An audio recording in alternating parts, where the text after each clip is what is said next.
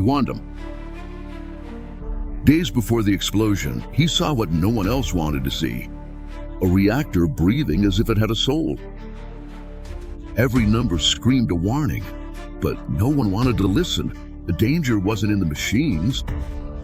It was in the certainty that they would never fail.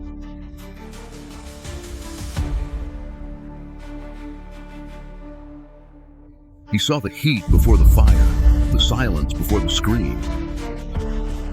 But who would believe a man who dreams of the future? Every time he woke up, the sound of the reactor seemed more human. A sigh, a cry for help. And when he tried to stop the inevitable, it was already too late. The reactor didn't explode on its own. Time simply ran out. The future didn't arrive later. It was already there, trapped inside the atom. Chernobyl, the engineer who predicted the explosion. The forbidden recording. The Soviet dawn of April 26, 1986 seemed ordinary. Outside, Pripyat slept. Inside, the heart of Chernobyl pulsed in silence, preparing for collapse. The narrow corridors, lit by cold lamps, looked like tunnels inside a living machine. The clock showed 1:22, and the hands moved with the cruel precision of those who ignore fate. In the center of the control room, engineer Anatoly Dyatlov watched the indicator panel like someone staring at an animal about to attack. The noise of the turbines didn't scare him. What disturbed him was the echo, an internal, impossible sound that came from inside his memory, as if the tragedy had already happened hundreds of times before that night. He tried to push the feeling away, but the images kept coming back. The flash, the ceiling opening up, radioactive dust falling like snow. The face of an operator, shouting a name he could no longer remember. Everything came back in quick flashes, visions that made him doubt his own sanity. Dyatlov wasn't predicting the disaster, he was reliving it. His body trembled as if the particles of time refused to stay in a single line. What happens when the future refuses to wait? The voices of the other engineers sounded distant. While they discussed measurements and valves, Dyatlov stared fixedly at the clock. Every passing second was a sentence. He knew something terrible was about to happen, not because he was a genius, but because he had already felt the pain of the explosion in another life, another cycle, another time. He tried to warn them, tried to stop the safety test, but the orders from high command were clear. The experiment had to go on. There is a kind of silence that comes before destruction. It's the same silence that comes before the awakening of consciousness. Dyatlov didn't know if he was going insane or if time itself was using him as a messenger. In his mind, the plant was not just a physical structure, it was a border between worlds, between what was and what will be. The clock ticked forward, indifferent. 1:22 and 50 seconds. He closes his eyes and for an instant sees the reflection of the reactor shining like a trapped sun. If time really is a circle, then every tragedy is a memory, and every memory a warning. Dyatlov knew this, even without understanding it. Maybe the whole universe was trying to correct itself. Maybe the mistake was the repetition. The hand vibrates. The air is heavy. Time, tired of being ignored, decides to make itself known again. Days before the explosion, the calculations started to repeat themselves. Dyatlov scribbled pages were covered with numbers that seemed to have a will of their own. Every time he tried to correct a variable, the result came back identical, as if the reactor itself insisted on showing the same fate. There was an impossible thermodynamic anomaly, an energy curve that appeared even when the parameters were changed. The engineer called it a phantom reaction. His colleagues laughed. They said he was obsessed, that the work and the pressure of the Soviet regime had consumed him. But Dyatlov saw something beyond the formulas. He saw a pattern, a spiral. Those equations did not belong to the future. They were memories disguised as mathematics. Every line he wrote seemed to echo from a mind that had already gone through the event, a mind trying to warn him through logical reasoning.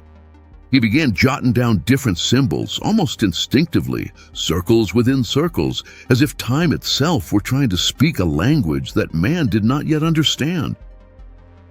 It was at this point that he noticed the most disturbing detail. The calculations predicted the exact time of the rupture, 1:23 in the morning. No physical model could produce that without interference. While the other engineers planned the safety test, Dyatlov saw the experiment as a ritual that repeated itself in cycles. Every time the reactor neared collapse, time would contract, trapped in its own snare. He tried to send reports, warnings, even coded messages to Moscow, but no one took him seriously. The regime didn't believe in omens, only in results. But this time, the result would be the collapse of truth itself. There is something terribly human about ignoring the impossible. Dyatlov knew that time was showing him the mistake, but he also understood the nature of fear. To accept the warning would mean admitting that reality is malleable, and no man wants to live in a world where tomorrow can be remembered. So he followed the protocol, even knowing that every key he pressed was the prelude to a catastrophe that had already been written. As the clock hands moved forward, the equations began to repeat themselves on the plant's instruments. Identical oscillations, identical temperatures, measurements that mirrored readings from previous days. The entire system seemed trapped in an echo. Physics bent before something that no law could explain. And in that moment, for the first time, Dyatlov understood. Time did not need to be predicted. It only needed to be remembered. In the heart of Chernobyl, truth was never a matter of facts, but of obedience. When Dyatlov tried to explain his discoveries, he was met only with looks of disdain. The younger engineers called him paranoid. His superiors saw him as a political obstacle, someone who insisted on questioning what could not be questioned. For a system that thrived on the illusion of control, predicting the unpredictable was a crime. No one wants to believe that time itself can fail. The meetings became tense. Every time Dyatlov tried to interrupt the test, he was met with muffled laughter. They said he needed to rest, that stress had destroyed him, but what was in his eyes wasn't exhaustion. It was memory. He wasn't trying to convince the world of a future disaster. He was fighting to prevent the repetition of a past that only he remembered. Science called him crazy, but time called him a messenger.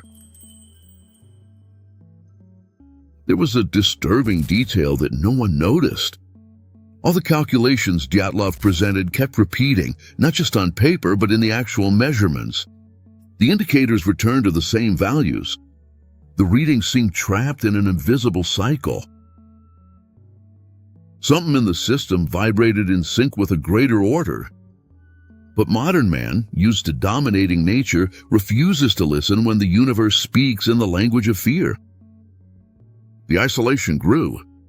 Dyatlov stopped being just an engineer and became the ghost within the plant itself. The people in the corridors watched him in silence, as if they sensed that something about him already belonged to another time. At night, he wrote in his notebook, "Time tries to teach us. We just repeat." It was a sentence that no one would read until it was too late. The unbelievers, blinded by routine, kept preparing the test. Meanwhile, the reactor seemed to respond to the engineer's thoughts, fluctuating in patterns that resembled a heart in tachycardia. The metal vibrated, the heat rose, fate was drawn near. None of them knew it, but they were taking part in a cosmic repetition. Chernobyl was not about to happen. It was about to happen again. On the night before the collapse, Dyatlov started to feel that time no longer moved at the same pace as everyone else. The hours seemed to stretch out, sounds arrived with a delay, and the voices around him became distorted echoes. In an instant, he saw the control panel go dark, and then moments later light up again. as if the future had jumped forward and back in a matter of seconds. The air smelled of burnt metal and graphite, a scent he recognized but that shouldn't exist yet. It was the first sign of the distortion. Time was beginning to unravel. While the other engineers followed protocols, Dyatlov saw intercut scenes, fragments of what was yet to come. The trembling floor, the reactor's flash, the muffled scream of an operator were memories of something that hadn't happened yet. He tried to speak, but the words lost their strength in the air, as if the very sound was being reabsorbed by reality. Every attempt to warn sounded like static on a distant radio. Time did not want to be interrupted. In those early morning hours, Dyatlov looked at the clock and was certain that something inside him and inside the plant pulsed in sync. It was as if the reactor had a consciousness of its own, as if the energy stored there was not just nuclear but temporal as well. He felt the presence of something greater, something that repeated the same sequence of events in search of a different outcome. The plant had become a mirror between past and future, and he was the crack between the two. He wrote one last note in his notebook.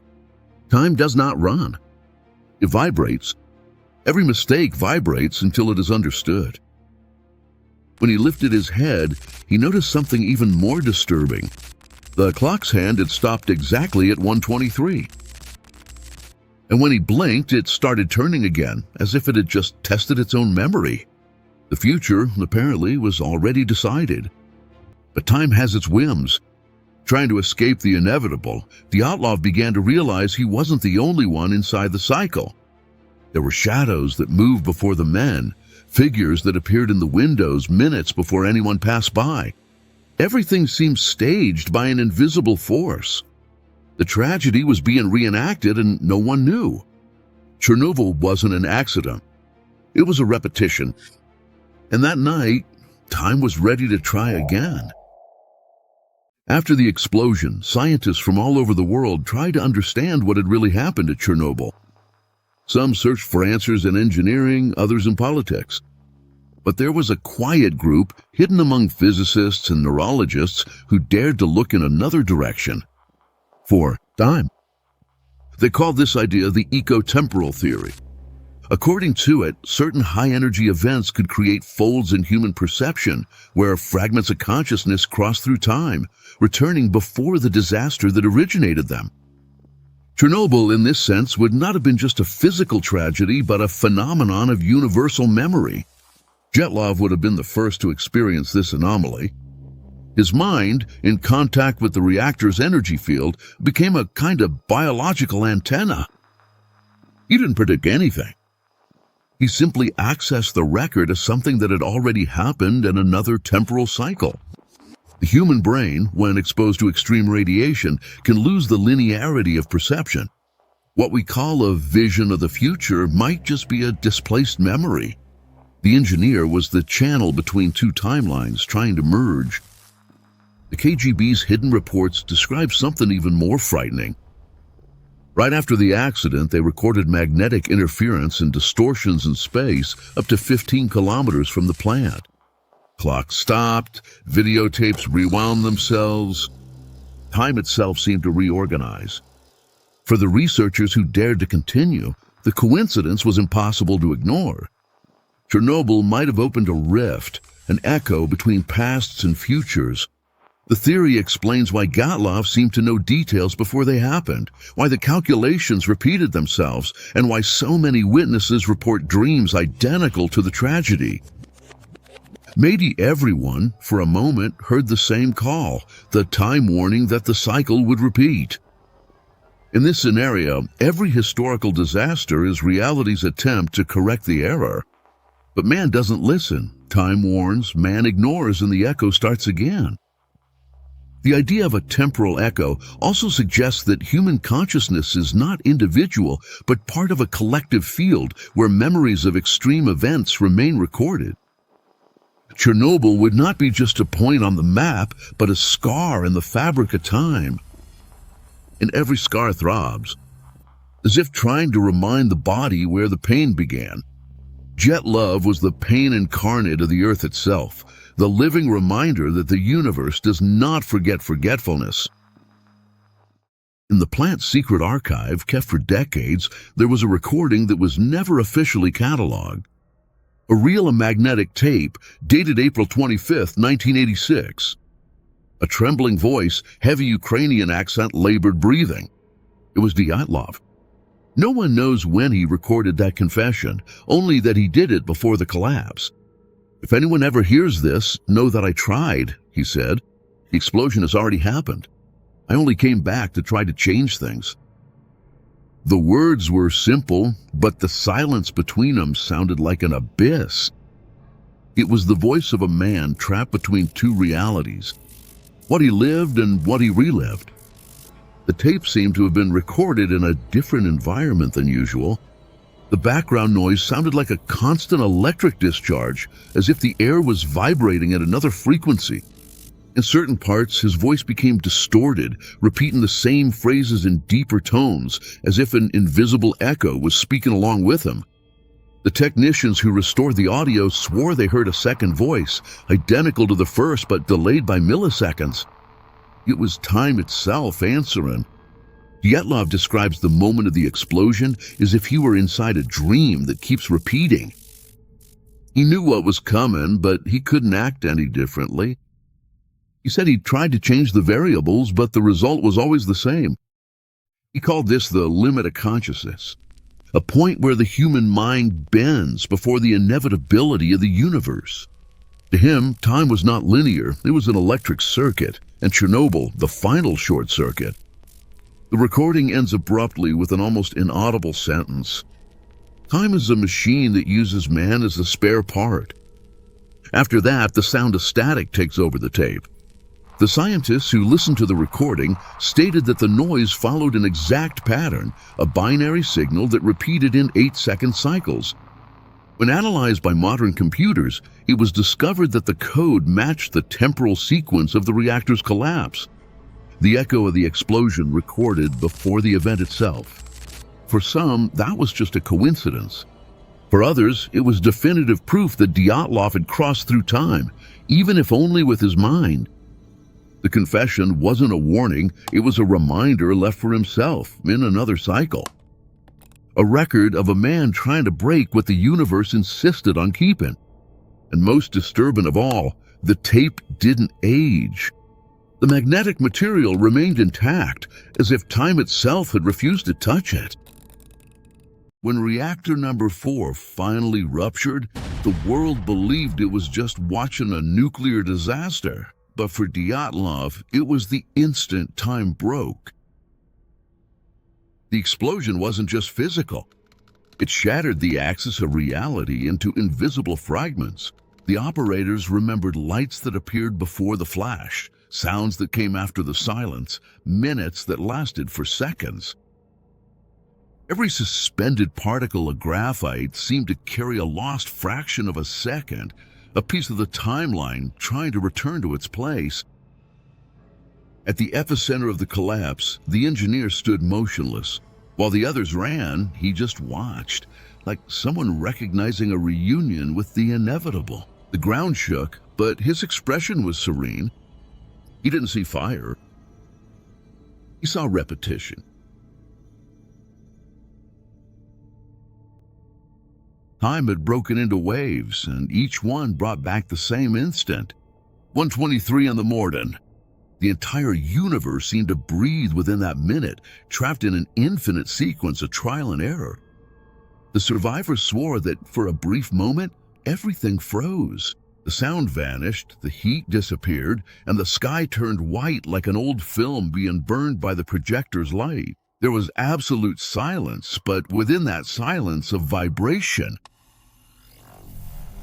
The feeling was of being watched by something that wasn't human, something that was adjusting the pieces of the cosmic clock. And when the noise returned, time restarted. Dyatlov, wounded and covered in radioactive dust, looked around and saw the impossible. The wall clock read 1:23 again. The same second, the same crackle, the same light. It was as if the explosion were trapped within itself, restarting with every breath.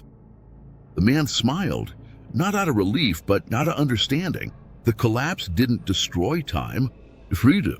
And this is where terror turns into revelation. The Chernobyl explosion wasn't just a human failure, it was a cosmic experiment, a learning loop that transcends reason.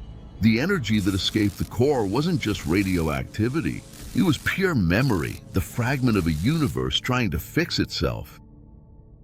Ever since, every time the clock strikes 1:23, time takes a deep breath, as if remembering it has died once before. He survived, but not here. Hours after the explosion, amid the smoke and chaos, a rescue team swore they saw Dyatlov walking slowly through a field near the plant. He seemed intact, his gaze lost, his body covered in a fine layer of ash that reflected the light like moon dust. When they tried to reach him, he disappeared into the mist. The strangest detail came later. Every team member's watch had stopped at exactly 1:23, the exact moment of the collapse. Since then, no one has been able to determine if that encounter happened before, during, or after the explosion. Days later, a medical team received a patient in a state of profound confusion with no identification and burns that didn't match any known pattern.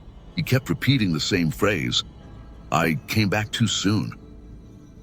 When the records were cross-referenced, the DNA matched that of Anatoly Dyatlov. The problem?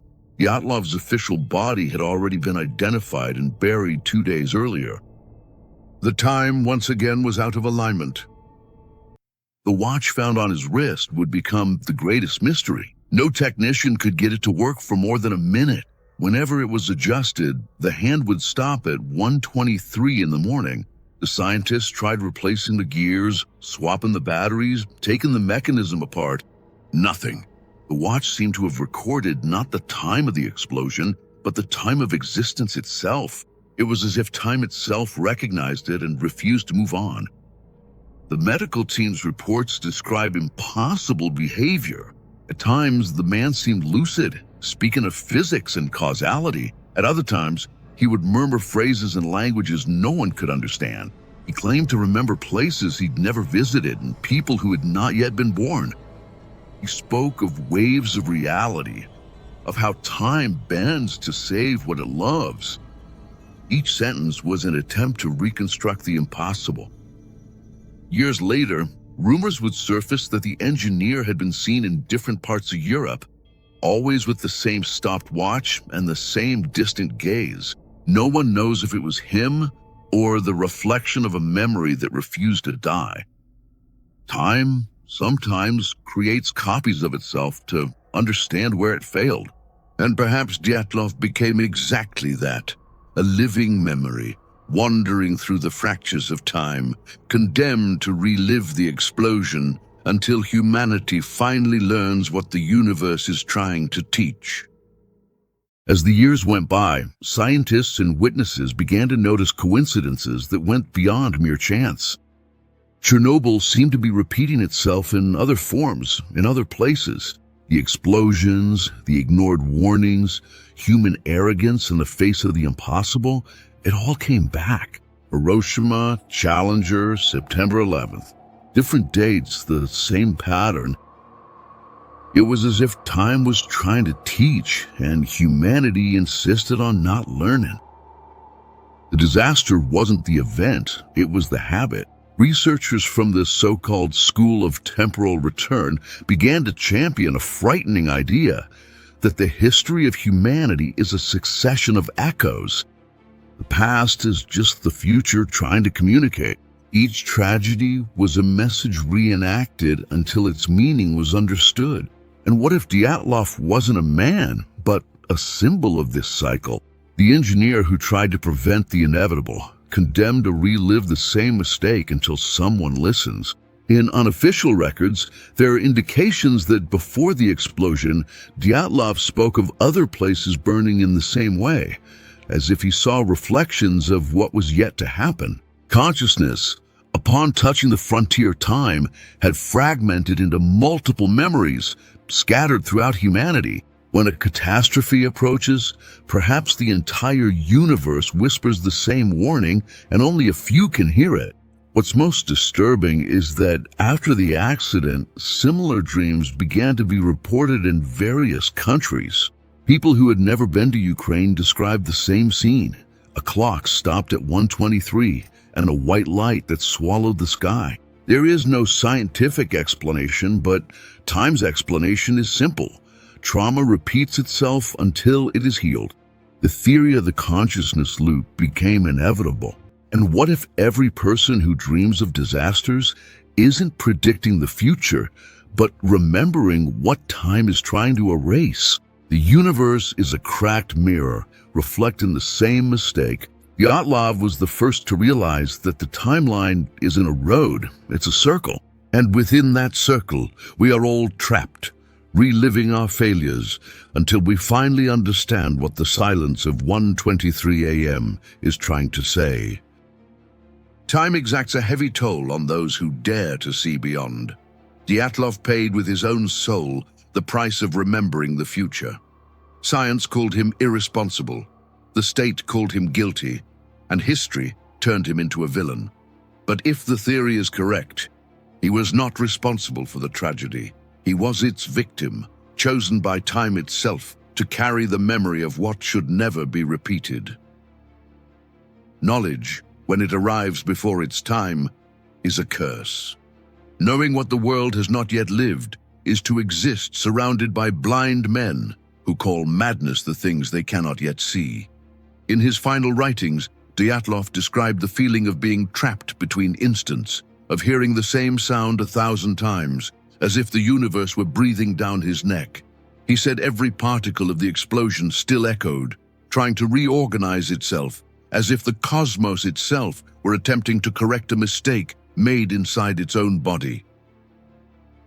"Nothing truly dies," he wrote. "Time only erases what it has not yet learned to forgive."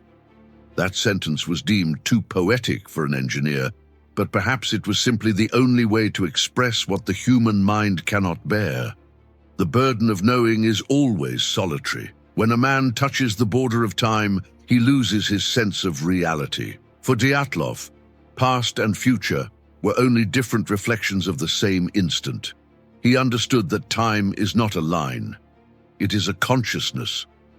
And like every consciousness, it also errs, it also regrets, it also tries to correct itself. That is why every explosion, every pain, every loss is the echo of a universe trying to remember itself. Some say the engineer did not die. He merely ceased to exist within our time, that his consciousness still travels through the cycles, trying to stop the next collapse. And perhaps that is the punishment of those who comprehend the infinite, to live eternally among repetitions, never allowed to rest. Dyatlov understood what the gods always knew. Wisdom is the first step toward ruin, and the price of knowing is to carry the weight of what cannot be changed. When a man touches the secret of time, he stops being human. He becomes memory, and memory, when forgotten, sets the world on fire again. Thus, with every generation, the clock marks 1:23 once more, reminding humanity that the real danger was never the radiation nor the reactor. It was forgetting. Years went by, and time, as always, pretended to move on. Chernobyl became ruin, symbol, scar. But one day, in an isolated laboratory, a young researcher discovered something forgotten in the archives of the Institute of Nuclear Energy, a charred notebook and a magnetic tape. The handwriting was Dyatlov's. The date on the cover, however, was impossible. 2003, 19 years after his death. The scientist thought it was a mistake until he played the tape. The voice was his, the same tone, the same breathing, and once again, the same sentence. The explosion, which has already happened. I only came back to try to change it. The echo had returned. The tape displayed the same binary pattern specialists had identified in the 80s, but now the sequence was different. When decoded, it revealed coordinates. the exact location of the old reactor control room. It was as if time was sending a message to itself, a reminder inscribed in magnetic fibers. The cycle had not ended. It was only preparing to begin again. The young scientist traveled to Chernobyl, and upon entering the room, noticed the old clock still there, rusted, frozen at 1:23. When he touched it, he swore he felt a weak pulse, like a heartbeat inside the metal. He recorded everything. And on the audio, a faint voice appears in the background, a whisper in Russian. Literal translation, "You arrived too early." The same phrase Dyatlov uttered in delirium. The same line spoken by someone who had crossed time once before. Researchers concluded that the tapes are not ordinary recordings. They seem to respond to their environment, altering noise and frequencies as they are played. With each playback, new words emerge, new fragments, as if time were writing in real time over the same medium. The latest analysis, performed by artificial intelligence, revealed something even more enigmatic. The background voice is not only Dyatlov's, it is multiple voices layered in identical patterns, speaking the same sentence with millisecond delays, like echoes from different instants of the same timeline. Whatever Dyatlov did, time recorded it. And now, the tape plays again. Each time someone presses play, the cycle awakens.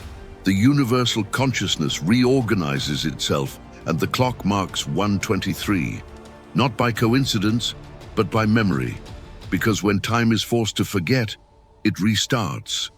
And each repetition is another attempt to understand where everything went wrong. What remains when time grows tired of warning? Chernobyl today is a desert of concrete, but at night, the silence carries a vibration almost alive. Some say they hear the ticking of a clock that does not exist, striking 1:23 in a rhythm the wind seems to mimic. No animal crosses the forbidden zone during that minute. It is as if the universe itself stopped to remember the instant it fractured. The disaster never ended. It merely fell asleep inside the world's memory.